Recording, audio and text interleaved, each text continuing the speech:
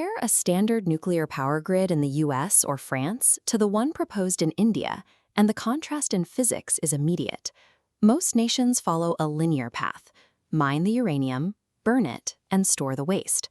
But India's architecture is a closed three-stage loop, dependent on feedback from its own byproducts. This complexity is a response to a geographic reality. India possesses massive natural reserves of thorium-232, but its domestic supply of uranium is negligible.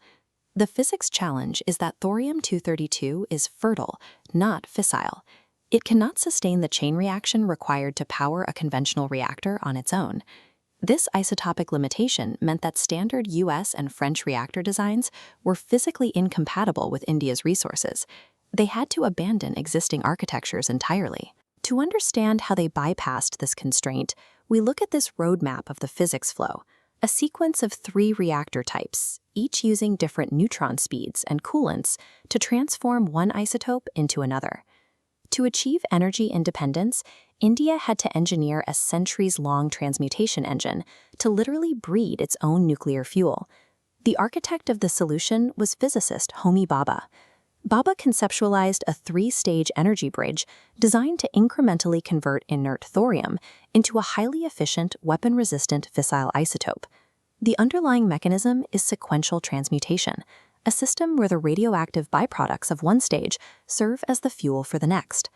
Driving this sequence requires precise management of atomic decay. Operators must drastically alternate neutron speeds and coolants across the stages to manipulate how these atoms absorb particles. Bhabha's plan operates like a 3-gear machine.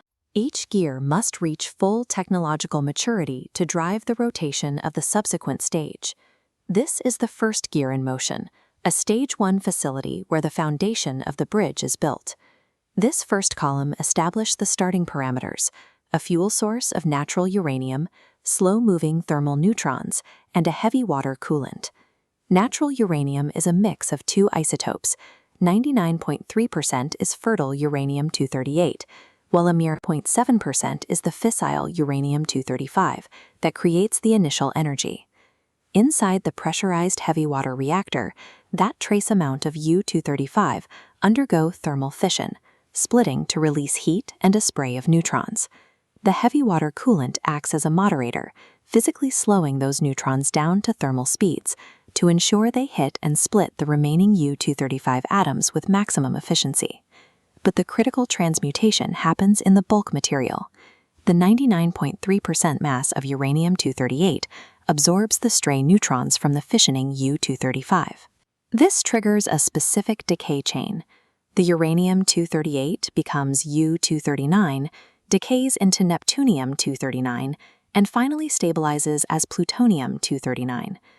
When operators remove the spent fuel rods from Stage 1, they are highly enriched with this plutonium-239. Most nuclear power programs treat this plutonium-rich output as hazardous waste. Bhabha's architecture utilizes it as the mandatory fuel for the next phase of the transmutation process.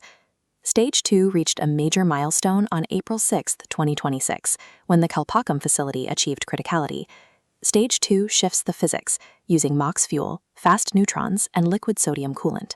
The MOX core combines Stage 1 plutonium with uranium-238, surrounded by an outer thorium-232 blanket. Plutonium fissions best with fast neutrons, so engineers replace heavy water with liquid sodium. Liquid sodium conducts heat away from the core with extreme efficiency, but unlike water, it does not slow down the neutrons. These fast-moving neutrons efficiently escape the central MOX core and violently bombard the dense surrounding outer thorium blanket to trigger the next reaction. This interaction converts the thorium-232 into thorium-233, which decays through protactinium-233 into the final target, uranium-233. This is a fast breeder reactor. It is designed with a breeding ratio greater than 1, meaning the system produces more fissile uranium-233 than the plutonium it consumes. Mastering the volatility of liquid sodium technology was the primary engineering bottleneck of the entire program. Stage 2 functions as a transmutation bridge, generating the uranium-233 supply required to activate the third and final gear. The final column of the physics flow table establishes the parameters for the endgame. The fuel for Stage 3 is a mixture of raw, abundant thorium-232, and the uranium-233 manufactured in the Stage 2 breeder. Here, the physics return to a thermal spectrum. The reactor uses slow neutrons moderated by water or molten salt. This chart shows the thermal neutron cross-sections of U-233 versus U-235. In a slow neutron environment, U-233 has superior efficiency, yielding more neutrons per fission event. As the U-233 splits, it releases enough neutrons to continuously transmute the surrounding thorium into fresh U-233, creating a self-sustaining cycle. At this scale, the geographic constraint disappears. Thorium is 3 to 4 times more globally abundant than uranium. Furthermore, the U-233 cycle creates significantly fewer long-lived radioactive wastes compared to the standard uranium-plutonium cycle. From a security standpoint, U-233 is exceptionally difficult to weaponize due to the presence of radioactive byproducts that emit intense gamma radiation, making the material nearly impossible to handle for non-energy purposes. Stage 3 converts an abundant, weapon-resistant mineral into total energy independence. This is the structural roadmap of the entire transmutation engine. The 3 stages function as interlocking gears. Outputs from the first stage strictly feed the second. The uranium-233 from the breeder creates a self-sustaining loop, enabling the system to run on thorium indefinitely. India has mapped a transition from merely consuming what nature provided to actively manufacturing custom fissile material via transmutation.